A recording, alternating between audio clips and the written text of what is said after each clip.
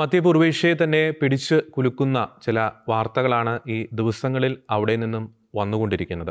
Gaza പിടിച്ചെടുക്കും എന്ന ട്രംപിൻ്റെ പ്രസ്താവന ഉണ്ടാക്കിയ ആ ഒരു പ്രകമ്പനം അത് മിഡിൽ ഈസ്റ്റിൽ മാത്രം ഒതുങ്ങി നിൽക്കുന്നില്ല, അത് ലോകം മുഴുവൻ ഇങ്ങനെ വ്യാപിച്ചുകൊണ്ടിരിക്കുന്നു. ഒപ്പം ഏറ്റവും ഒടുവിൽ ഇസ്രായേലികളുടെ ബന്ദി വിമോചനവുമായി ബന്ധപ്പെട്ട്, ഹമാസ് തടവറയിൽ കഴിയുന്ന ഇസ്രായേൽക്കാരുടെ ബന്ദി വിമോചനവുമായി ബന്ധപ്പെട്ട് ഒരു നിർണായകമായിട്ടുള്ള ഒരു ടേണിംഗ് പോയിന്റ് ഒരുപക്ഷെ മിഡിൽ ഈസ്റ്റിൽ സംഭവിക്കാൻ പോകുന്നു. ഹമാസ് തടവറയിൽ കഴിയുന്ന എല്ലാ ഇസ്രായേൽ ബന്ദികളെയും ഈ ശനിയാഴ്ച വിട്ടയച്ചില്ലെങ്കിൽ നരകതുല്യമായിട്ടുള്ള ഒരു പ്രത്യാഘാതം, ഒരു തിരിച്ചടി ഗാസയിൽ ഹമാസ് നേരിടാൻ പോകുന്നു എന്ന വ്യക്തമായിട്ടുള്ള മുന്നറിയിപ്പ് അമേരിക്കയുടെ പ്രസിഡൻ്റായിട്ടുള്ള ഡൊണാൾഡ് ട്രംപ് നൽകിക്കഴിഞ്ഞിരിക്കുന്നു. ഈ പ്രസ്താവനകളുടെ അനന്തര ഫലങ്ങൾ എന്തൊക്കെയായിരിക്കും? മധ്യപൂർവേഷ്യയുടെ ഇനിയുള്ള പോക്ക് ഏത് ദിശയിലേക്കായിരിക്കും? ഈ വിഷയങ്ങളാണ് നിലപാട് എന്ന ഈ ഒരു പ്രോഗ്രാമിലെ ഇന്നത്തെ എപ്പിസോഡിൽ ഞങ്ങൾ ചർച്ച ചെയ്യാൻ ആഗ്രഹിക്കുന്നത്. ഞാൻ ജോർജി, എന്നോടൊപ്പമുള്ളത് ലിയോ റോസ്. നമുക്ക് ഗാസയുമായി ബന്ധപ്പെട്ട്, പ്രത്യേകിച്ച് മിഡിൽ ഈസ്റ്റുമായി ബന്ധപ്പെട്ട് അതിനിർണായകമായിട്ടുള്ള ചില സംഭവങ്ങൾക്ക് ഇനി വരും ദിവസങ്ങൾ സാക്ഷ്യം വഹിക്കാൻ പോവുകയാണ്. പ്രധാനമായിട്ടും രണ്ട് സംഭവങ്ങളാണ് ഇന്നത്തെ ഒരു എപ്പിസോഡിൽ നമ്മൾ ചർച്ച ചെയ്യാൻ ആഗ്രഹിക്കുന്നത്. ഒന്ന്, ട്രംപ് പറഞ്ഞ വളരെ ചരിത്ര പ്രാധാന്യമേറിയ, ഏവരെയും അത്ഭുതപ്പെടുത്തിയ, അങ്ങനെ നമുക്ക് വിശേഷിപ്പിക്കാൻ സാധിക്കും, ഗാസ ഏറ്റെടുക്കും, ഗാസയെ സുവാസ കേന്ദ്രമാക്കും, മിഡിൽ ഈസ്റ്റിൻ്റെ മറ്റൊരു റിവേറയാക്കി ഗാസയെ മാറ്റും എന്ന് പറയുന്ന ഒരു പ്രസ്താവന. അതിന് വീണ്ടും അദ്ദേഹത്തിൻ്റെ ഭാഗത്തുനിന്നൊരു സ്ഥിരീകരണം വന്നിരിക്കുന്നു. ഇന്നലെ ന്യൂ ഓർലിയൻസിലേക്കുള്ള യാത്രാമധ്യേ എയർഫോഴ്സ് വണ്ണിൽ ഈ ഫോക്സ് ന്യൂസിൻ്റെ പ്രതിനിധി ബ്രെഡ് ബെയറുമായി നടത്തിയ ഒരു സംഭാഷണത്തിനിടയിൽ വീണ്ടും അദ്ദേഹം അത് ഉറപ്പിച്ച് പറഞ്ഞിരിക്കുന്നു. അപ്പോൾ ആ ഒരു ആസ്പെക്റ്റ് നമുക്ക് ചർച്ച ചെയ്യാം, അതുണ്ടാക്കുന്ന ഇമ്പാക്റ്റ്. രണ്ടാമത്തെ പ്രധാനപ്പെട്ടൊരു കാര്യം എന്ന് പറയുന്നത്, അദ്ദേഹം ഇന്നലെ തന്നെ നടത്തിയ ഒരു പ്രസ്താവനയാണ്. All the hell will break loose എന്ന് പറയുന്ന ഒരു പ്രസ്താവന. അതായത് ഈ ശനിയാഴ്ച ഫെബ്രുവരി മാസം 15-ാം തീയതി 12 മണിക്കുള്ളിൽ ഇസ്രായേലിലെ എല്ലാ ബന്ദികളെയും, ഹമാസ് തടവറയിൽ കഴിയുന്ന എല്ലാ ബന്ദികളെയും വിട്ടയച്ചില്ലെങ്കിൽ വരാൻ പോകുന്നത് ഭയാനകമായിട്ടുള്ള ഭവിഷ്യത്തായിരിക്കുമെന്ന് വളരെ കൃത്യമായിട്ടുള്ള ഒരു മുന്നറിയിപ്പും അദ്ദേഹം നൽകിക്കഴിഞ്ഞിരിക്കുന്നു. നമുക്ക് ഇസ്രായേലിൽ നിന്നുള്ള ചില റിപ്പോർട്ടുകൾ സൂചിപ്പിക്കുന്നത് ഇസ്രായേൽ സൈന്യത്തിൻ്റെയൊക്കെ അവധി ക്യാൻസൽ ചെയ്തിരിക്കുന്നു. ഏത് സാഹചര്യത്തെയും നേരിടാനുള്ള വലിയൊരു നിർദ്ദേശം ഇസ്രായേൽ പ്രതിരോധ മന്ത്രി ഇസ്രായേൽ തന്നെ അത് നൽകി കഴിഞ്ഞിരിക്കുന്നു. ഒപ്പം ഗാസയുമായി ബന്ധപ്പെട്ട് വളരെയധികം ജാഗ്രത ഇസ്രായേൽ ശക്തിപ്പെടുത്തിക്കൊണ്ടിരിക്കുകയാണ്. അപ്പോൾ ഈ വരുന്ന ഫെബ്രുവരി 15 എന്ന് പറയുന്നത് മിഡിൽ ഈസ്റ്റിനെ സംബന്ധിച്ചിടത്തോളം അതിനിർണായകമായിരിക്കുമെന്ന കാര്യത്തിൽ യാതൊരു തർക്കവുമില്ല. മാത്രമല്ല, ട്രംപ് അത്തരമൊരു നിലപാടെടുക്കുവാനുള്ള പല കാരണങ്ങളുണ്ട്. കഴിഞ്ഞ ദിവസം ഹമാസ് പുറത്തുവിട്ട ബന്ദികളുടെയൊക്കെ ഒരു അവസ്ഥ നമുക്ക് അടുത്ത ഒരു ഘട്ടത്തിൽ ചർച്ച ചെയ്യാം. അദ്ദേഹം പറഞ്ഞ വളരെ പ്രധാനപ്പെട്ടൊരു കാര്യമുണ്ട്. ഈ ഒറ്റയ്ക്കും തെറ്റയ്ക്കൊക്കെ ആയിട്ട് ഇസ്രായേൽ ബന്ദികളെ പുറത്തു വിടുന്നതിന് പകരം അത് ഓൾ ഓഫ് എ സഡൻ അവരെ എല്ലാവരും ഒരുമിച്ച് ഒറ്റ ഡീലിൽ തന്നെ പുറത്തു വിടുക. കാരണം എത്ര ദിവസം അധികം അവർ ഹമാസ് തടവറയിൽ കഴിയുന്നു, അത്രയധികം അവരുടെ ജീവനും അവരുടെ ആരോഗ്യത്തിനും വളരെയധികം ഭീഷണിയായിക്കൊണ്ടിരിക്കുന്ന ഒരു സാഹചര്യം. അതുകൊണ്ട് തന്നെ ലോകം ഈ ഫെബ്രുവരി 15 ഉറ്റുനോക്കിക്കൊണ്ടിരിക്കുന്നു. ഒപ്പം തന്നെ ഗാസയിൽ ട്രംപ് ഇനി അടുത്തത് നടത്താൻ പോകുന്ന ആ ഒരു നീക്കം, അദ്ദേഹം തമാശ പറഞ്ഞതല്ല എന്ന് ഇന്നലെ തന്നെ നമുക്ക് വ്യക്തമായി കഴിഞ്ഞിരിക്കുന്നു. അപ്പോൾ നമുക്ക് ആദ്യത്തെ ഒരു പോയിന്റ് ചർച്ച ചെയ്യുമ്പോൾ, ലിയോ, ഇന്നലെ ട്രംപ് നടത്തിയ ഒരു പ്രസ്താവന ആദ്യഘട്ടത്തിൽ നമ്മൾ തോന്നി എന്തെങ്കിലും ഒരു തമാശ പറഞ്ഞതായിരിക്കുമെന്ന് തോന്നി. പക്ഷേ ഗ്രാജുവലായിട്ട് അദ്ദേഹം ആ ഒരു പ്രസ്താവനയെ സ്ഥിരീകരിക്കുന്നു. ആ ഒരു വിഷയത്തിൽ അദ്ദേഹം സീരിയസ് ആയിട്ട് തന്നെയാണ് ഈ ഗാസയുടെ ഒരു പുനരധിവാസം അല്ലെങ്കിൽ ഗാസ അമേരിക്ക ഏറ്റെടുക്കുമെന്നൊരു കാര്യം സീരിയസ് ആയിട്ട് തന്നെയാണ് അദ്ദേഹം എടുത്തിരിക്കുന്നത് എന്നതിൻ്റെ വ്യക്തമായിട്ടുള്ള സൂചനയല്ലേ ഇന്നലെ അദ്ദേഹം നൽകിയ ഒരു പ്രസ്താവന? തീർച്ചയായിട്ടും ട്രംപിൻ്റെ നിലപാടുകൾ എപ്പോഴും ആളുകൾ ഒരു പുച്ഛത്തോടെ, പരിഹാസത്തോടെ കാണുന്ന ഒരു സമീപനമാണ്. അദ്ദേഹം ചെയ്ത കാര്യങ്ങൾ നമ്മളൊന്ന് ഓർത്തു നോക്കുമ്പോൾ, ഉദാഹരണത്തിന് ഇസ്രായേലും അറബ് കൺട്രീസും തമ്മിലുള്ള ആ അബ്രഹാം കരാറിൻ്റെ, അത് ട്രംപ് അല്ലാതെ വേറെ ആർക്കും ചെയ്യാൻ സാധിക്കാത്ത ഒരു കാര്യം തന്നെയാണ്. അപ്പോൾ അങ്ങനെയുള്ള നിലപാടുകളും അല്ലെങ്കിൽ അത് നടപ്പിലാക്കാൻ ട്രംപ് കാണിക്കുന്ന ഒരു താല്പര്യവും അല്ലെങ്കിൽ അത് ചെയ്യാനുള്ളൊരു ഇച്ഛാശക്തിയും മറ്റൊരു നേതാവിൽ നമുക്ക് കാണാൻ സാധിക്കില്ല. അപ്പോൾ അത് തമാശയായിട്ട് പറയും, അതൊക്കെ ഈ ആളുകളുടെ മനസ്സിലുണ്ട്. കാരണം ഇപ്പോൾ ഈ ഗാസയെ പുനർനവീകരിക്കും എന്നാണ് ട്രംപ് ആദ്യം പറഞ്ഞു തുടങ്ങിയത്. അപ്പോൾ നമ്മളെല്ലാവരും വിചാരിച്ചു ട്രംപ് അവിടെ അവർക്ക് വേണ്ടി തന്നെ അത് ഗാസയെ പുനർനിർമ്മിക്കുക, അതിനുശേഷം പാലസ്തീനികളെ, അപ്പോൾ അദ്ദേഹം തന്നെ പറഞ്ഞല്ലോ പാലസ്തീനികളെ ജോർദാനും അതോടൊപ്പം തന്നെ ഈജിപ്തും ഏറ്റെടുക്കണം. അതിനുശേഷം ട്രംപ് ഗാസയെ പുനർനവീകരിക്കും, അതിനുശേഷം വീണ്ടും അവർക്ക് അക്കോമഡേറ്റ് ചെയ്യും എന്നുള്ള രീതിയിലായിരുന്നു. അതിനുശേഷം വീണ്ടും ഉള്ള ഒരു വാർത്താ സമ്മേളനത്തിൽ അദ്ദേഹം കുറച്ചും കൂടെ കയറ്റി പറഞ്ഞു, അത് ഗാസയെ വാങ്ങാനുള്ള ഒരു തയ്യാറെടുപ്പാണ്, സ്വന്തമാക്കാനുള്ള തയ്യാറെടുപ്പാണ്, അതിന് ഞാൻ പ്രതിജ്ഞാബദ്ധനാണെന്നാണ് കഴിഞ്ഞ ദിവസം അദ്ദേഹം പറഞ്ഞത്. ഇപ്പോൾ അതിൽ നിന്നും കുറച്ചുകൂടെ ഫോർവേഡായിട്ട് അദ്ദേഹം പറഞ്ഞിരിക്കുന്നു, പാലസ്തീനിയൻസിന് തിരിച്ച് ഗാസയിൽ അദ്ദേഹം ഗാസയുടെ നവീകരണത്തിന് ശേഷം പിന്നെ പാലസ്തീൻകാർക്ക് അവിടെ ഒരു സ്ഥാനവും ഇല്ല എന്ന് പച്ചയ്ക്ക് പറയുന്ന ഒരു സാഹചര്യത്തിലേക്ക് വന്നിരിക്കുന്നു. ഇപ്പം ശരിക്കും പറഞ്ഞാൽ നമ്മൾ കാണുന്നത് ഇപ്പോൾ ഒരു ഏകീകരണമാണ് സംഭവിക്കുന്നത് ഈ ഗാസയിൽ. കാരണം ഇപ്പോൾ ഹമാസിൻ്റെ ഒട്ടുമിക്ക പോരാളികളെന്ന് പറയുന്ന ഭീകരന്മാരെല്ലാം ഗാസയിൽ ഉള്ളിലായിട്ടുണ്ട്. അപ്പോൾ ഇത് ശരിക്കും ഈ ബന്ദികളുടെ മോചനവുമായിട്ട് ബന്ധപ്പെട്ട് ബന്ദികളെ ഈ 3 പേരെ വിടുമ്പോൾ അവിടുന്ന് വിടുന്നത് 200ഓളം പാലസ്തീൻ തടവുകാരെയാണ്. കണക്കുകളൊന്നും അങ്ങോട്ട് ശരിയാവുന്ന ലക്ഷണമില്ല. അപ്പോൾ അതാണ് ട്രംപ് പറഞ്ഞത്, ഇങ്ങനെയല്ല, ഇപ്പോൾ ആദ്യമുള്ള ആരോഗ്യമുള്ള അല്ലെങ്കിൽ നല്ല രീതിയിൽ അവിടെ കഴിഞ്ഞിരുന്ന ബന്ദികളെയൊക്കെയാണ് ആദ്യം റിലീസ് ചെയ്തത്. അപ്പോൾ ഒരു നല്ലൊരു ഒരു ഭീകരർക്ക് തന്നെ വലിയൊരു സ്വീകാര്യത കിട്ടുന്ന രീതിയിലേക്കൊക്കെ അത് വളർന്നു. ഇത്രയ്ക്ക് നല്ല കെയർ ആയിരുന്നോ, അല്ലെങ്കിൽ അവരുടെ വീട്ടിൽ നിന്ന് കിട്ടുന്നതിനേക്കാളും കൂടുതൽ കെയർ ബന്ദികളുടെ കൂട്ടത്തിൽ അവിടെ നിന്ന് അവർക്ക് ലഭിച്ചു എന്നുള്ള രീതിയിലൊക്കെ വന്നു. പക്ഷേ ഈ അവസാനത്തെ ഈ 2 ബന്ദി മോചനവുമായിട്ട് ബന്ധപ്പെട്ട് ആ ഒരു അവസ്ഥ വളരെ ശോചനീയം തന്നെയായിരുന്നു, വളരെ ഭീതി ജനിപ്പിക്കുന്ന, അതായത് ഇസ്രായേലുകൾക്ക് ഒരിക്കലും അക്സെപ്റ്റ് ചെയ്യാൻ പറ്റാത്തൊരു സംഭവം. കാരണം അവർ ഹോളോകോസ്റ്റിൽ അവരനുഭവിച്ച അതേ യാതനകൾ ഈ ഹമാസിൻ്റെ തടവറയിൽ അവർക്ക് ലഭിച്ചു എന്നുള്ളതിന് അത് നമുക്ക് അവരുടെ ദൃശ്യങ്ങളിലൂടെ തന്നെ പറയാൻ പറ്റുന്നൊരു കാര്യമാണ്. അപ്പോൾ അതാണ് ട്രംപ് ഇപ്പോൾ പറഞ്ഞത്. ഇനിയിപ്പോൾ ഈ 2-3 വേണ്ട, അവരുടെ കസ്റ്റഡിയിലുള്ള മുഴുവൻ ബന്ദികളെയും ഒരുമിച്ച് റിലീസ് ചെയ്യുക എന്നുള്ളത്. ഹമാസിനാണ് അറിയത്തില്ല ഈ ബന്ദികൾ ആരുടെ ഒപ്പമാണോ എന്നുള്ളത്. പ്രത്യേകിച്ച് ഈ പാലസ്തീൻ ഇസ്ലാമിക് ജിഹാദ് എന്ന് പറയുന്ന സംഘടന, പിന്നെ ഈ ചെറുതും വലുതുമായിട്ടുള്ള അനേകം സംഘടനകൾ ഇവിടെ ഒരുമിച്ചായിരുന്നു ഒക്ടോബർ 7 ഈ ആക്രമണം നടത്തിയത്. അപ്പോൾ അതിനുശേഷം വളരെ സമയമെടുത്താണ് ഈ ബന്ദികളെയൊക്കെ ഏകോപിപ്പിച്ചത്. ഈ ഹമാസ് തന്നെ ഇവർ ആരുടെയൊക്കെ ഏതൊക്കെ സംഘടനകളുടെ കയ്യിലാണ് ഇവർ അകപ്പെട്ടിരിക്കുന്നത്, എത്ര പേര് കൊല്ലപ്പെട്ടു, ഇപ്പോഴും അത് അജ്ഞാതമാണെന്നാണ് പറയുന്നത്. കാരണം ഇന്ന് രാവിലെ തന്നെ ഇപ്പോൾ ഒരു ബന്ദിയുടെ മരണം സ്ഥിരീകരിച്ചിരിക്കുന്നു ഗാസയിൽ. അതായത് ഏറ്റവും പ്രായം കൂടിയ ബന്ദി, ഈ 86 വയസ്സുള്ള ഷ്ലോമോ എന്ന് പറയുന്ന ആ ബന്ദി, അദ്ദേഹത്തിന് ബന്ദികളിൽ ഏറ്റവും പ്രായം കൂടിയ അദ്ദേഹമാണ്. 126 പൗണ്ട് എന്തോ ഉണ്ടായിരുന്നു പുള്ളിയെ ഈ ഹമാസ് കൊണ്ട് തട്ടിക്കൊണ്ട് പോകുമ്പോൾ. അപ്പോൾ വളരെ ആരോഗ്യസ്ഥിതിയൊക്കെ വളരെ മോശമായിട്ട് സ്ഥിതിയിലായിരുന്നു അദ്ദേഹം. 1941 ബാഗ്ദാദിൽ, ഇറാഖിൽ നടന്നൊരു കൂട്ടക്കൊലയുണ്ട്, ബാഗ്ദാദിൽ നടന്ന ഫർഹുദ് കൂട്ടക്കൊല, അത് അതിജീവിച്ച ഒരു ആളുകൂടിയാണെന്ന്. യഹൂദരൊക്കെ പലായനം ചെയ്ത് ഇസ്രായേലിലേക്ക് വരുന്ന സമയത്ത് അങ്ങനെ വന്ന അവരുടെ ഫാമിലിയിൽപ്പെട്ട ഒരാളാണ് ഇന്ന് ഹമാസിൻ്റെ തടവറയിൽ കൊല്ലപ്പെട്ട ബന്ദി. ഇപ്പോൾ സൈന്യം സ്ഥിരീകരിച്ചിരിക്കുന്നു, സൈന്യം ഔദ്യോഗികമായിട്ട് അദ്ദേഹം താമസിച്ചിരുന്ന കിബൂട്സിന്, അതായത് ഗ്രാമപ്രദേശത്തെ അധികൃതരെ അവരെ അറിയിച്ചിട്ടുണ്ട്. അങ്ങനെ അത് ഔദ്യോഗികമായിട്ട് പ്രഖ്യാപിച്ചിരിക്കുകയാണ്. അപ്പോൾ ഈ ബന്ദികളുടെ മോചനം ഈ സാധ്യമാകും. അല്ലെങ്കിൽ ഇപ്പോൾ കഴിഞ്ഞ ദിവസം തന്നെ നമ്മുടെ ട്രംപ് പറഞ്ഞിരുന്നു, ഈ ഒന്നെങ്കിൽ ബന്ദി മോചനം എല്ലാവരും ഒരുമിച്ച് മോചിപ്പിക്കുക, അല്ലെങ്കിൽ അവിടെ വെച്ച് ഈ സീസ് ഫയർ ഡീല് തന്നെ സ്റ്റോപ്പ് ചെയ്യുക. ഇപ്പോൾ ഒരു ബെറ്റർ ടൈമായിട്ടാണ് അവർ കാണുന്നത്. അത് കാരണം എന്ന് വെച്ചാൽ ഈ ഹമാസിൻ്റെ പോരാളികളെല്ലാം ഗാസയ്ക്ക് ഇൻസൈഡിലാണ്, ഗാസയുടെ ഉള്ളിലാണ് ഇപ്പോൾ ഉള്ളത്. അപ്പോൾ എന്തായാലും അവരുടെ ഇൻ്റലിജൻസ് വളരെ ഇപ്പം കഴിഞ്ഞ ദിവസം ഇസ്രായേൽ നെറ്റ്സാരിം ഇടനാഴിയിൽ നിന്ന് പിന്മാറി. അതിനുശേഷം വടക്കൻ ഗാസയിലെ ആ ഭാഗത്തേക്ക് വളരെ ജനങ്ങളുടെ ഒഴുക്കായിരുന്നു.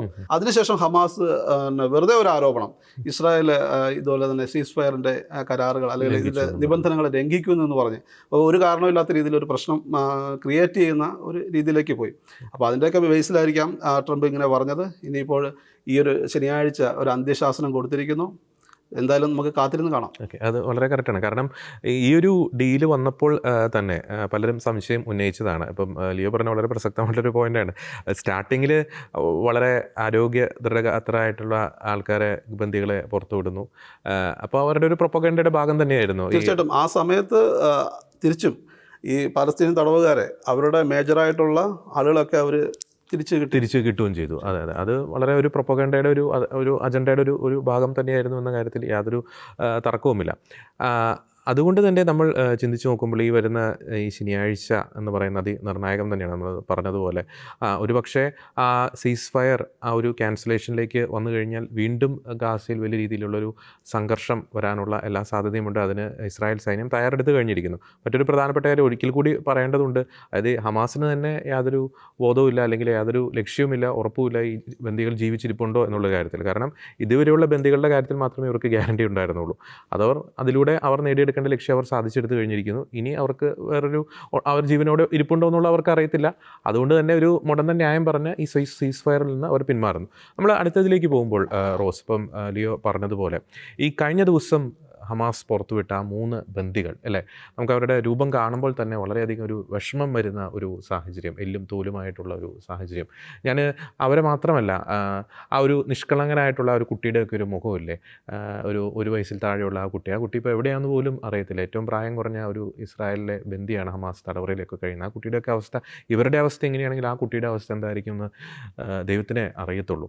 അപ്പോൾ ഈ ഹോളോകോസ്റ്റിനേക്കാൾ അതിഭീകരമായിട്ടുള്ളൊരു അവസ്ഥയിലൂടെ ആയിരിക്കത്തില്ലേ ഈ ഗാസയിലെ ഈ തടവറയിൽ ഇവർ കഴിഞ്ഞത്? തീർച്ചയായും ജോർജി, നേരത്തെ ലിയോ പറഞ്ഞതുപോലെ ഈ ആദ്യഘട്ട ബന്ദികളുടെ മോചനവേളയിൽ ഈ ഹമാസിനെ പുകഴ്ത്തിക്കൊണ്ടും ഹമാസിൻ്റെ ആ ഒരു കെയറിനെയൊക്കെ വാഴ്ത്തിപ്പാടിയും ഒരുപാട് സോഷ്യൽ മീഡിയ പോസ്റ്റുകളൊക്കെ വന്നിരുന്നത്. ഹമാസുമായിട്ട് ഈ ഇസ്രായേൽ ബന്ദികളൊക്കെ ഭയങ്കര ഫ്രണ്ട്ലി ആയിരുന്നു, അവരുടെ ആ ആരോഗ്യാവസ്ഥ, അവരുടെ ആ സന്തോഷം, ഇതൊക്കെ ശരിക്കും ഒരു പ്രൊപ്പഗാൻഡ തന്നെയായിരുന്നു എന്ന് പിന്നീടുള്ള ഹോസ്റ്റേജ് റിലീസിൽ വെളിപ്പെടുകയുണ്ട്. അതായത് ഈ ആദ്യത്തെ ആരോഗ്യത്തോടെ ശേഷിക്കുന്ന വളരെ കുറച്ച് ഹോസ്റ്റേജുകളെ അവർ ആദ്യം വിട്ടു, എന്നിട്ടൊരു പ്രതീതി ഉണ്ടാക്കിയെടുത്തു. അതായത് ഹമാസ് തടവിൽ ഇവർക്ക് ഒരു കുറവുമില്ല, ഇവർ നല്ല ആരോഗ്യത്തോടെയാണ് ജീവിക്കുന്നത് എന്നൊക്കെയുള്ളൊരു പ്രതീതി ഉണ്ടാക്കിയെടുക്കുക ചെയ്തത്. അപ്പോൾ ഈ കഴിഞ്ഞ ദിവസം റിലീസ് ചെയ്ത 3 പേര്, അവരുടെ ആ റിലീസ് കണ്ടുകൊണ്ടിരുന്ന ബന്ധുക്കൾ, ആ ഒരു റിയാക്ഷൻ വീഡിയോ നമുക്ക് കാണുമ്പോൾ അറിയാം, ഒത്തിരി ആഹ്ലാദത്തോടെ അവരുടെ വീഡിയോ കണ്ടുകൊണ്ടിരുന്നവർ പെട്ടെന്ന് ഇവർ റിലീസ് ചെയ്തത് കണ്ടുകൊണ്ടിരുന്ന വളരെ സന്തോഷത്തോടെ ആഹ്ലാദത്തോടെ ഒക്കെ കണ്ടുകൊണ്ടിരുന്നവർ പെട്ടെന്ന് അവരുടെ മുഖഭാവം മാറുകയാണ്. വളരെ ഞെട്ടലും സങ്കടവും, അവർക്ക് വിശ്വസിക്കാൻ കഴിയാത്ത ഒരു രൂപത്തിലേക്ക് അവരുടെ പ്രിയപ്പെട്ടവർ അവർക്ക് രൂപമാറ്റം സംഭവിച്ചിരുന്നു. അതായത് അവരെ തിരിച്ചറിയാൻ പോലും കഴിയാത്ത വിധം എല്ലും തോലുമായിട്ട് കവിളൊക്കെ ഒട്ടി ഭയങ്കര ഡ്രാസ്റ്റിക് ആയിട്ടുള്ള വെയിറ്റ് ലോസ് സംഭവിച്ച് അവർക്ക് ഇത് തങ്ങളുടെ പ്രിയപ്പെട്ടവരാണെന്ന് തിരിച്ചറിയാൻ അല്ലെങ്കിൽ അത് അംഗീകരിക്കാൻ വിശ്വസിക്കാൻ പറ്റാത്ത ഒരവസ്ഥയിലേക്ക് അവരുടെ രൂപമാറ്റം, അത് വളരെ ഞെട്ടിപ്പിക്കുന്ന ഒന്നായിരുന്നു. അപ്പോൾ ഈ ഹമാസ് ആദ്യം ഉണ്ടാക്കി വെച്ചിരുന്ന ആ ഒരു രീതിയൊക്കെ പിന്നെ പൊളിയുകയുണ്ടായത്. പക്ഷേ ആദ്യം ഈ ഹമാസിനെ പുകഴ്ത്തിയവർ, ഹമാസ് ഇവരോട് ഭയങ്കര നന്നായിട്ടാണ് പെരുമാറുന്നതെന്നൊക്കെ പറഞ്ഞവർ, ഇവരുടെ ഈ രൂപം കണ്ടിട്ട് ഇപ്പോൾ ഈ പുറത്ത് വന്നിരിക്കുന്ന ഹോസ്റ്റേജുകളെ കണ്ടിട്ട് ആർക്കും ഒന്നും പറയാനില്ല. അതുപോലെ റെഡ് ക്രോസ് ഒക്കെ ഹാൻഡ് ഷേക്കൊക്കെ കൊടുത്ത് ഈ ഹമാസിൻ്റെ കയ്യിൽ നിന്ന് ഹോസ്റ്റേജുകളെ വാങ്ങുന്ന ആ ഒരു ഡീലൊക്കെ, അവർക്ക് സർട്ടിഫിക്കറ്റൊക്കെ കൊടുത്ത് ഹമാസ് വലിയ എന്തോ ചെയ്യുന്ന പോലെ, അതായത് വേറെ ആരോ തട്ടിക്കൊണ്ട് പോയിട്ട് ഹമാസ് അവരെ മോചിപ്പിച്ചുകൊണ്ട് വരുന്ന ഒരു രീതിയിലാണ് ഹമാസിനെ ലോകം ഏറ്റെടുത്തത്. ആ സർട്ടിഫിക്കറ്റൊക്കെ കൊടുത്ത് ഇവരെ വളരെ ബ്രൂട്ടലായിട്ട്, വളരെ വയലൻ്റായിട്ട്, അതിക്രൂരമായ രീതിയിൽ തട്ടിക്കൊണ്ടുപോയ ആ ഒക്ടോബർ 7 ചിത്രങ്ങളൊക്കെ ലോകം പെട്ടെന്ന് മറന്ന ഒരു പ്രതീതിയായിരുന്നു. അപ്പോൾ ഇതൊക്കെയാണ് ഈ ഏറ്റവും ഒടുവിലത്തെ ഈ ഹമാസ് ഹോസ്റ്റേജ് ഡീലിൽ അവരുടെ രൂപം. ശരിക്കും ഹോളോകോസ്റ്റിൽ നമ്മൾ ഇനിയൊരു ഹോളോകോസ്റ്റ് ആവർത്തിക്കരുത്, ഇനി നാസികളുടെ ആ ഒരു ഏകാധിപത്യത്തിലേക്ക് ആരെയും അനുവദിക്കരുത് എന്നൊക്കെ ലോകം ഏറ്റു പറയുന്നുണ്ടെങ്കിലും ഇപ്പോൾ ശരിക്കും സംഭവിച്ചുകൊണ്ടിരിക്കുന്നത് അത് തന്നെയാണ്. ഒരു ഹോളോകോസ്റ്റ് തന്നെയാണ് ആവർത്തിക്കപ്പെടുന്നത്. നാസികളുടെ സ്ഥാനത്താണ് ഹമാസ്. അതേ ഒരു മോഡ് ഓഫ് ഓപ്പറേഷനാണ് അവർ നടത്തിക്കൊണ്ടിരിക്കുന്നത്. ശരിക്കും യഹൂദരെ ഇല്ലായ്മ ചെയ്യുന്ന ഒരു വംശഹത്യക്കുള്ള ഒരു ഒരുക്കങ്ങൾ തന്നെയാണ് ഹമാസ് നടത്തിക്കൊണ്ടിരുന്നത്. അത് നെതന്യാഹു പല പ്രാവശ്യം ആവർത്തിക്കുകയുണ്ട്. ഇന്നത്തെ ആധുനിക ലോകത്തിലെ നാസികളാണ് ഹമാസ് എന്നും അവർ ഉന്മൂലനം ചെയ്യേണ്ട ഒരു ആവശ്യകതയൊക്കെ. അതുപോലെ ഈ ഹോസ്റ്റേജുകളുടെ രൂപം കണ്ടപ്പോൾ ട്രംപ് ആണെങ്കിലും പറയുകയുണ്ടായി, തങ്ങളുടെ ക്ഷമ നശിച്ച ഒരു സിറ്റുവേഷനിലേക്ക് ഹമാസ് കാര്യങ്ങൾ കൊണ്ടെത്തിച്ചിരിക്കുക എന്നൊക്കെ. ഓക്കെ, അത് വളരെ വ്യക്തമാണ്. അതിഭീകരമായിട്ടുള്ള അവസ്ഥയിലൂടെ തന്നെയാണ് ഇസ്രായേൽ ബന്ദികൾ അവിടെ കടന്നു പോയത് എന്നത് ഒരു യാഥാർത്ഥ്യം തന്നെയാണ്. ഇപ്പം റോസ് പറഞ്ഞതുപോലെ ഇവരുടെ ചില പ്രൊപ്പഗാൻഡ വീഡിയോകളൊക്കെ കാണുമ്പോൾ ഒരു 5-6 മാസം ഏതോ റിസോർട്ടിൽ സുഖവാസ കേന്ദ്രത്തിൽ നിന്നും കഴിഞ്ഞതിന് ശേഷം പുറത്തു വന്ന ഒരു പ്രതീതി ജനിപ്പിക്കുന്ന രീതിയിലാണ് അത്തരം വീഡിയോസൊക്കെ ഇവർ പുറത്തുവിടുന്നത്. പക്ഷേ അതുപോലെ എലി ഷെറാബിയുടെ റിലീസിൻ്റെ വേളയിൽ ഹമാസ് എലി ഷെറാബിനെ കൊണ്ട് നിർബന്ധിച്ച് പറയിക്കുകയാണ്, എനിക്ക് എൻ്റെ ഫാമിലീനെ കാണാൻ കൊതിയാകുന്നു, ആ നിമിഷങ്ങൾക്കായി ഞാൻ നോക്കിയിരിക്കുക, പ്രതീക്ഷയോടെ നോക്കിയിരിക്കുക എന്നൊക്കെ പറയുമ്പോൾ ഈ ഹമാസ് ഈ പറയിപ്പിക്കുന്നവർക്കറിയാം ഈ ഭാര്യയും മക്കളും കൊല്ലപ്പെട്ട അന്ന് ഒക്ടോബർ 7 കൊല്ലപ്പെട്ടത് അന്ന് ഈ ഹമാസിന് അറിയാം. പക്ഷേ ഈ ആളെ കൊണ്ട് പറയിക്കുകയാണ്, ആളുടെ ഒരു പ്രതീക്ഷ, ആളുടെ സന്തോഷം, എന്നിട്ട് ആൾ തിരിച്ച് ഇസ്രായേലിൽ എത്തി ആ സമയത്ത് മാത്രമാണ് അറിയുന്നത് തന്നെ കാത്തിരിക്കാൻ തൻ്റെ ഭാര്യ മക്കളും ഇല്ല, അവർ ഓൾറെഡി കൊല്ലപ്പെട്ടിരുന്നു എന്ന്. അപ്പോൾ ഒരു സാഡിസ്റ്റിക് മെൻറ്റാലിറ്റി ഹമാസിൻ്റെ, അതാണ് അവിടെ പ്രകടമായത്. ഇവർക്ക് കൃത്യമായിട്ട് മനസ്സിലറിയാം ഇവരെ തങ്ങൾ കൊലപ്പെടുത്തിയതാണ്, എന്നിട്ട് ഈ ആളെ കൊണ്ട് ഇങ്ങനെ പറയിക്കുകയാണ് ഇവരെ കാണാൻ കൊതിയാകുന്നു എന്ന്. ഇനി ആ ബിബാസ് ഫാമിലിയിലെ അദ്ദേഹത്തെ മോചിപ്പിച്ചു, ആ ഫാദറിനെ. ഇപ്പോഴും ആ കുട്ടിയുടെയും 2 കുട്ടികളും ആ മാതാവും, അവരുടെ കാര്യത്തിൽ ഇപ്പോഴും ഒരു ഉറപ്പ് കിട്ടിയിട്ടില്ല. ഇപ്പോഴും അത് നേരത്തെ ഒരു മുമ്പ് തന്നെ സ്ഥിരീകരിക്കാത്ത റിപ്പോർട്ട് വന്നിരുന്നത് ആ കുട്ടി അല്ലെങ്കിൽ അമ്മയൊക്കെ കൊല്ലപ്പെട്ടു എന്നുള്ളൊരു റിപ്പോർട്ടാണ് അതിനു മുമ്പ് വന്നിട്ടുള്ളത്. നമുക്കിനി ഈ ട്രംപിൻ്റെ ആ ഒരു പ്ലാൻ, അതിലേക്ക് പോയി കഴിയുമ്പോൾ ചില കാര്യങ്ങൾ പറയാൻ ആഗ്രഹിക്കുന്നത്. ഓക്കെ, ട്രംപ് അതിൻ്റെ അകത്ത് വളരെ സീരിയസ് ആയിട്ട് തന്നെയാണ് മുന്നോട്ട് പോയിക്കൊണ്ടിരിക്കുന്നത്. അതിൽ ചില വിചിത്രമായിട്ടുള്ള അല്ലെങ്കിൽ അത്ഭുതപ്പെടുത്തുന്ന ചില സ്റ്റേറ്റ്മെൻറ്റ് ഇന്നലെ അദ്ദേഹം പറയുകയുണ്ടായി. ഈ ഗാസയുടെ പുനരധിവാസവുമായി ബന്ധപ്പെട്ട് US ഫണ്ടിങ് ഒന്നും ചെയ്യത്തില്ല എന്നുള്ളൊരു കാര്യം പറയുകയുണ്ടായി. അപ്പോൾ ചിലരുടെ ഒരു പൊയ്മുഖം എനിക്ക് തോന്നുന്നു ഈ ഒരു പ്രസ്താവനയിലൂടെ അഴിഞ്ഞു വീണു എന്നാണ് എനിക്ക് തോന്നുന്നത്. അതായത് ഈ പാലസ്തീനികളെ നിങ്ങൾ ഏറ്റെടുക്കണം എന്ന് പറഞ്ഞപ്പോൾ ഒരു അറബ് രാജ്യം പോലും അതിന് പോസിറ്റീവായിട്ട് പ്രതികരിച്ചില്ല. ഓക്കെ, ഇനി പെർമനൻ്റ് ഏറ്റെടുക്കലായിക്കോട്ടെ അല്ലെങ്കിൽ ടെമ്പററി ആയിക്കോട്ടെ, ടെമ്പററി ആണെങ്കിൽ പോലും പലരും അതിന് വിമുഖത കാണിച്ചു. എല്ലാവരും വിമുഖത കാണിച്ചു, എല്ലാവരും വിമുഖത കാണിച്ചു. അത് ജോർദാൻ ആയിക്കോട്ടെ, ഈജിപ്റ്റ് ആയിക്കോട്ടെ, ഈ US-ൻ്റെ ഏറ്റവും ക്ലോസ് അലൈ എന്ന് നമുക്ക് വിശേഷിപ്പിക്കാവുന്ന സൗദി അറേബ്യ ആയിക്കോട്ടെ, ഇന്തോനേഷ്യ ആയിക്കോട്ടെ. അപ്പോൾ ഇവർ ഇത്രയും നാളും കാണിച്ചിരുന്ന ഒരു പാലസ്തീൻ പ്രേമം അത് ആരോടായിരുന്നു? അതിൽ തന്നെ നമുക്ക് വ്യക്തമാണ് ഈ പ്രശ്നം എന്തിൻ്റെ അടിസ്ഥാനത്തിലാണ് എന്നുള്ളത്.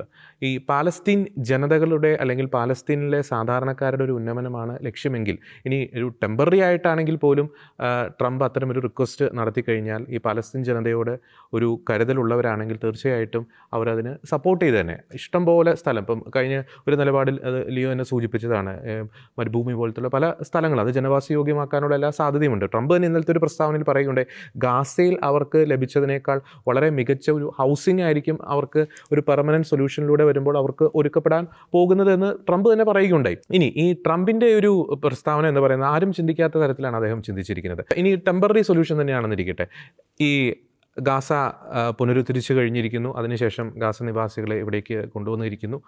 ഈ ഹമാസ് ഇല്ലാതാകുന്നില്ല. കാരണം ഈ ഹമാസ് എന്ന് പറയുന്ന അതൊരു ആശയമാണ്.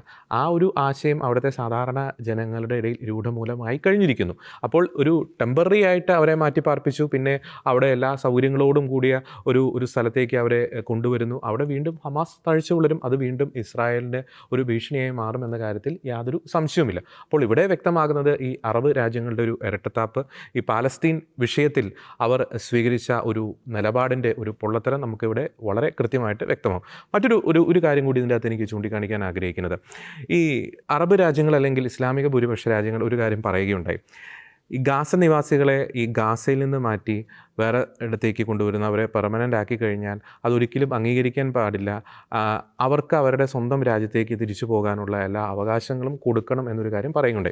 നമുക്കറിയാം ഈ അഭയാർത്ഥി പ്രവാഹത്തിൽ എന്താണ് സംഭവിച്ചത്. ഇപ്പോൾ ഈ ട്രംപ് നടത്തുന്ന ഒരു ഡീപ്പോർട്ടേഷൻ്റെ കാര്യത്തിൽ ഇവർ ഉയർത്തുന്ന വിമർശനം എന്താണ്? ഈ അഭയാർത്ഥി പ്രവാഹം എന്ന് പറയുന്നത് ആ സ്വന്തം വീടും കിടപ്പാടവും എല്ലാം ഉപേക്ഷിച്ചാണ് ഈ പറയുന്ന അഭയാർത്ഥികൾ എന്ന് വിളിക്കപ്പെടുന്നവർ യൂറോപ്യൻ രാജ്യങ്ങളിലേക്ക് വരുന്നത്.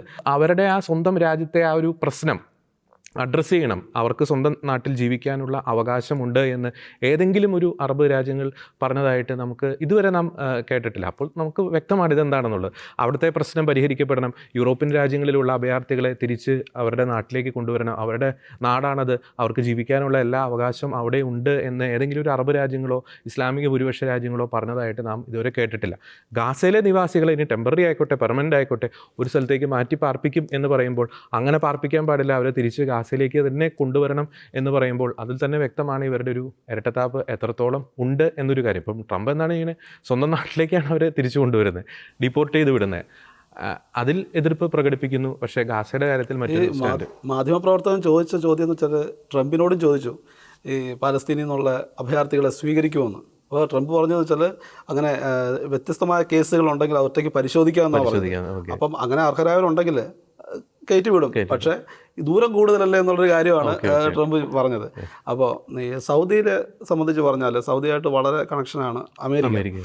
വളരെ ഇപ്പോൾ തന്നെ നമ്മുടെ സൗദി കിരീടാവകാശിയായിട്ട് അനൗദ്യോഗികമായിട്ട് ഒരുപാട് ചർച്ചകൾ ഈ ദിവസങ്ങളിൽ നടക്കുന്നുണ്ട്. ജോർദാൻ രാജാവുമായിട്ട് നടക്കുന്നുണ്ട്. ഇന്ന് ജോർദാൻ രാജാവുമായിട്ട് ട്രംപ് കൂടിക്കാഴ്ച നടത്തുന്നു. അപ്പോൾ ഇതിൻ്റെയൊക്കെ വെളിച്ചത്തിൽ ഈ കഴിഞ്ഞ ദിവസം തന്നെ അങ്ങ് പറഞ്ഞതുപോലെ ഈ ട്രംപിനോട് ചോദിച്ചു ഇവരൊക്കെ സമ്മതിക്കുമോ, ഇപ്പം ഇവരെല്ലാവരും എതിർക്കുന്നതാണ് നമ്മൾ കേൾക്കുന്നത്, പക്ഷേ ഔദ്യോഗികമായിട്ട് അങ്ങനെ ഉള്ള റിപ്പോർട്ടുകളൊന്നും വരുന്നില്ല. പക്ഷേ ട്രംപ് പറഞ്ഞത് സമയമാകുമ്പോൾ അവർ സമ്മതിക്കുമെന്നാണ്. അപ്പോൾ അത്രയും വിശ്വാസം, അത്രയും ഉറപ്പായിട്ടാണ് ട്രംപ് ഈ കാര്യത്തെ എടുത്തിരിക്കുന്നത്. അതുപോലെ തന്നെ ഇസ്രായേൽ പ്രധാനമന്ത്രി ബെഞ്ചമിൻ നെതന്യാഹു അദ്ദേഹമാണ് ആദ്യം വെടിപൊട്ടിച്ചത് ഈ സൗദിക്കെതിരെ. കാരണം ഇവരുടെയൊക്കെ ഈ പാലസ്തീൻ സ്നേഹം എന്ന് വെച്ചാൽ ഒരു വൈകാരികമായിട്ടുള്ളൊരു, അതൊരു മതത്തിൻ്റെ അടിസ്ഥാനമൊക്കെയുള്ള ഒരു സ്നേഹമാണ്. അല്ലാതെ വ്യക്തിപരമായിട്ട് പാലസ്തീനിൽ അദ്ദേഹം ഒരുപാട് 20% വരുന്ന ക്രൈസ്തവരുണ്ട്, അറബ് ക്രൈസ്തവരുണ്ട്. അവർക്കൊന്നും ഈ പ്രശ്നങ്ങളൊന്നുമില്ല. അവരൊന്നും അവിടുന്ന് ഇപ്പോൾ ഇസ്രായേലിലേക്ക് കല്ലെറിയാൻ നിൽക്കുന്നവരൊന്നുമല്ല. പക്ഷെ അവരെയും ഇതിൽ ഉൾപ്പെടുത്തിക്കൊണ്ട് കൊന്തയൊക്കെ ഇട്ട് കല്ലെറിയുന്ന ചിത്രങ്ങളും നമുക്ക് ഗൂഗിളിലൊക്കെ തിരഞ്ഞാൽ കാണാൻ സാധിക്കും. പക്ഷെ അതൊന്നും അവിടുത്തെ ക്രൈസ്തവരല്ല, അത് വേറൊരു സത്യം. അവരൊക്കെ ഇപ്പോഴേ തന്നെ യൂറോപ്പിലോട്ടും അല്ലെങ്കിൽ അവരുടെ ലക്ഷ്യസ്ഥാനത്തേക്ക് എത്തിക്കഴിഞ്ഞു. ഇപ്പോൾ ഏകദേശം 1000-2000 അകത്തുള്ള നമ്മൾ വെസ്റ്റ് ബാങ്കിലൊക്കെ കാണാൻ സാധിക്കുന്നുള്ളൂ. അപ്പോൾ ഇസ്രായേൽ വളരെ കരുതിക്കൂട്ടിയാണ്. ഇപ്പോൾ കഴിഞ്ഞ ദിവസം നമ്മൾ ആരും ശ്രദ്ധിക്കാതെ ഒരു വാർത്തയാണ്, പാലസ്തീൻ അതോറിറ്റി മുഹമ്മദ് അബ്ബാസിൻ്റെ കീഴിലുള്ള ഗവൺമെൻറ് ആണല്ലോ. അപ്പോൾ അവർക്ക് ഗാസയിൽ ഒരു പിടിയുമില്ല, ഒരു വിലയുമില്ലാത്തൊരു ഗവൺമെൻറ്റാണ്. അപ്പോൾ കഴിഞ്ഞ ദിവസം ട്രംപിന് ഒരു നിവേദനം അദ്ദേഹം സമർപ്പിച്ചിരിക്കുക. അതിങ്ങനെയാണ്: ഇസ്രായേലിനെതിരെ ഭീകരാക്രമണം നടത്തുന്ന ആളുകൾ, പാലസ്തീൻ പൗരന്മാരായിട്ടുള്ള ആളുകൾക്ക് ഫണ്ട് ചെയ്യുന്ന നേരത്തെ ഒരു സമ്പ്രദായം പാലസ്തീനിൽ നിലവിലുണ്ടായിരുന്നു. ഇപ്പോൾ ഞാൻ ഇസ്രായേലിലുള്ള സമയത്ത് ഈ പ്രശ്നങ്ങൾ, ഇങ്ങനെ ഓരോ ഭീകരാക്രമണം നടക്കുന്ന സമയത്ത് നമ്മൾ ശ്രദ്ധിച്ചിട്ടുണ്ട്, ഇങ്ങനെ ആർമിയും ബുൾഡോസറൊക്കെ ആയിട്ട് പോയിട്ട് ഇവരുടെ വീടും വസ്തുവും അല്ലെങ്കിൽ അവർക്ക് എന്തൊക്കെ സൗകര്യങ്ങളുണ്ടോ അതൊക്കെ നശിപ്പിച്ച് കളയുന്നത്. ഇപ്പോൾ ഗാസ ചെയ്തത് അത് തന്നെയാണ്, നശിപ്പിച്ച് കളയുന്ന സംഭവം കണ്ടിട്ടുണ്ട്. ഇതെന്താണെന്ന് പലപ്പോഴും ആലോചിച്ചിട്ട് പിടികിട്ടില്ല. പക്ഷേ ഇപ്പോഴാണ് അതിൻ്റെ ഒരു ക്ലാരിഫിക്കേഷൻ കിട്ടിയത്. ഈ പേ ഫോർ സ്ലേ എന്ന് പറഞ്ഞിട്ട് ഒരു സമ്പ്രദായം പാലസ്തീനിലുണ്ട്. അതായത് ഈ യഹൂദനെ കൊന്നാൽ, യഹൂദ വംശത്തിൽപ്പെട്ട ഒരാളെ കൊന്നാൽ കോമ്പൻസേഷൻ, അതായത് കൊല്ലുന്നവന് അവൻ്റെ കുടുംബത്തിനും കൊടുക്കുന്ന ഒരു സമ്പ്രദായം പാലസ്തീനിലുണ്ടായിരുന്നു. അതിപ്പോൾ ട്രംപ് വന്നതിന് ശേഷം ഇപ്പോൾ ഞങ്ങൾ നിർത്തലാക്കിയെന്നും പറഞ്ഞ് ഒരു ഗുഡ് സർട്ടിഫിക്കറ്റ് കിട്ടാൻ വേണ്ടിയുള്ള ശ്രമം മുഹമ്മദ് അബ്ബാസ് കഴിഞ്ഞ ദിവസം നടത്തിയിരിക്കുന്നു. ട്രംപിനോട് ഇതിങ്ങനെ പറഞ്ഞിരിക്കുകയാണ്, ഞങ്ങൾ ഇങ്ങനെ ഒരു പരിപാടി നിർത്തിയിരിക്കുകയാണ്. മുഹമ്മദ് അബ്ബാസിൻ്റെ ഒരു റിപ്പോർട്ട് വന്നിരിക്കുന്നത്, ട്രംപിന് കൊടുത്തിരിക്കുന്ന ആ ഒരു നിവേദനത്തിൽ എഴുതിയിരിക്കുന്നത്, ജൂതരാഷ്ട്രത്തിനെതിരായ ഭീകര പ്രവർത്തനങ്ങൾക്ക് യാതൊരു പ്രതിഫലവും ഇനി ലഭിക്കുകയില്ല എന്നുള്ള അത് ചാനൽ 12 നാഷണൽ ചാനലാണ് ഇസ്രായേൽ, അവരാണ് അത് റിപ്പോർട്ട് ചെയ്തിരിക്കുന്നത്. അത് എത്ര രൂപയാണ് കൊടുക്കുന്നതെന്നുള്ള കാര്യം കേട്ടാൽ നമ്മൾ അതിലും ഞെട്ടിപ്പോവും. അത് $2.8 മില്യൺ ഒരു യഹൂദനെ കൊന്നാൽ പാലസ്തീൻ അതോറിറ്റി ഈ ഒരു പാലസ്തീൻ പൗരന് കൊടുത്തുകൊണ്ടിരുന്നത്. അതായത് ഇവിടുത്തെ 30 ലക്ഷത്തോളം വരുന്ന രൂപയാണ്, അത്രയും സംഖ്യയാണ് കൊടുത്തുകൊണ്ടിരുന്നത്. അപ്പം അതിനകത്തൊക്കെ ഇപ്പോൾ ഈ ഗാസ ട്രംപ് ഏറ്റെടുക്കുമെന്ന് പറഞ്ഞതിന് ശേഷമാണ് ഈ സംഭവ വികാസം ഉണ്ടായിരിക്കുന്നത്. അപ്പോൾ ഞങ്ങളിതിൽ നിന്നൊക്കെ പിന്മാറുകയാണ്, കുറച്ച് പുറകോട്ട് പോവുകയാണ്, വെറുതെ വിടണം എന്നുള്ളൊരു റിക്വസ്റ്റാണ് അതിൽ നമുക്ക് കാണാൻ സാധിക്കുന്നത്. ശരിക്കും പറഞ്ഞാൽ ആ ഒരു പ്രസ്ഥാനം ഉണ്ടാക്കിയ ഇമ്പാക്റ്റ് എന്ന് പറയുന്നത് ചെറുതല്ല, വളരെ വലിയൊരു ഇമ്പാക്റ്റാണ് ലിയോ പറഞ്ഞ പോലെ ഉണ്ടാക്കിയിരിക്കുന്നത്. അപ്പം തന്നെ ട്രംപ് കൃത്യമായിട്ടുള്ളൊരു നിർദ്ദേശം നൽകിയിട്ടുണ്ട്. തൻ്റെ നടപടി അംഗീകരിച്ചില്ലെങ്കിൽ ജോർദാനും ഈജിപ്തിനുമുള്ള ധനസഹായം നിർത്തലാക്കും എന്നൊരു കൃത്യമായിട്ടുള്ളൊരു വാണിംഗും അദ്ദേഹം കൊടുക്കുന്നുണ്ട്. അപ്പോൾ നമുക്ക് കാത്തിരുന്ന് കാണാം. വളരെ സുപ്രധാനമായിട്ടുള്ള, ഒരുപക്ഷെ ലോക പൊളിറ്റിക്സിനെ തന്നെ മാറ്റിമറിക്കാവുന്ന ഒരു നിർണായകമായിട്ടുള്ള സംഭവവികാസങ്ങളായിരിക്കാം വരും ദിവസങ്ങളിൽ മിഡിൽ ഈസ്റ്റിൽ നടക്കാൻ പോകുന്നത്. തീർച്ചയായും ലോകം ഗാസയിലേക്ക് ആകാംക്ഷയോടെ ഉറ്റുനോക്കിക്കൊണ്ടിരിക്കുകയാണ്. അതിൻ്റെ പശ്ചാത്തലം ഇന്ന് ഈ ഒരു ചർച്ചയിൽ ഞങ്ങൾ പങ്കുവയ്ക്കുകയുണ്ടായി. ട്രംപ് നടത്തിയ അസാധാരണം, അത്ഭുതകരം എന്ന് വിശേഷിപ്പിക്കാവുന്ന പ്രസ്താവന. ഗാസയെ അമേരിക്ക ഏറ്റെടുക്കാൻ പോകുന്നു, അതിനെ ഒരു സുഖവാസ കേന്ദ്രമാക്കാൻ പോകുന്നു, പശ്ചിമേഷ്യയിലെ തന്നെ ഏറ്റവും മികച്ച ഒരു പ്രദേശമായി, മിഡിൽ ഈസ്റ്റിലെ തന്നെ ഏറ്റവും മികച്ച ഒരു പ്രദേശമായി ഗാസയെ മാറ്റാൻ പോകുന്നു എന്നൊരു പ്രസ്താവന. അത് എങ്ങനെ നടപ്പാക്കും, എങ്ങനെ അത് പ്രാവർത്തികമാക്കും എന്ന ആ ഒരു രഹസ്യം ട്രംപ് തൻ്റെ ഉള്ളിൽ സൂക്ഷിച്ചിരിക്കുകയാണ് എന്നൊരു കാര്യം വ്യക്തമാണ്. പക്ഷേ അതുണ്ടാക്കിയ ഇമ്പാക്റ്റ് എന്ന് പറയുന്നത് ചെറുതല്ല. അത് രാഷ്ട്രീയമായിക്കോട്ടെ, പൊളിറ്റിക്കലായിക്കോട്ടെ, സാമ്പത്തികമായിക്കോട്ടെ, അത് ആ മേഖലയിൽ ഉണ്ടാക്കിയ ഇമ്പാക്റ്റ് എന്ന് പറയുന്നത് ചെറുതല്ല. ഒപ്പം തന്നെ ചിലരുടെ ഒരു ഇരട്ടത്താപ്പ് കൂടി ഇവിടെ അഴിഞ്ഞു വീഴുവാൻ ആ ഒരു പ്രസ്താവന കാരണമായി. മറ്റൊരു പ്രധാനപ്പെട്ട ഒരു കാര്യം കൂടി കൊണ്ട് ഈ വരുന്ന ഫെബ്രുവരി മാസം 15 2025 ഫെബ്രുവരി 15 മിഡിൽ ഈസ്റ്റിനെ സംബന്ധിച്ചിടത്തോളം, ഗാസയെ സംബന്ധിച്ചിടത്തോളം അതിനിർണായകമായിരിക്കാം. കാരണം ഒരുപക്ഷെ ഒരു വെടിനിർത്തൽ കരാറിൻ്റെ ഒരു അവസാന ദിവസമായിരിക്കാം ഫെബ്രുവരി 15. അതിരൂക്ഷമായിട്ടുള്ള ഒരു സംഘർഷത്തിലേക്ക് ഗാസ അല്ലെങ്കിൽ മിഡിൽ ഈസ്റ്റ് പോകാനുള്ള എല്ലാ സാധ്യതയും ഉണ്ട്.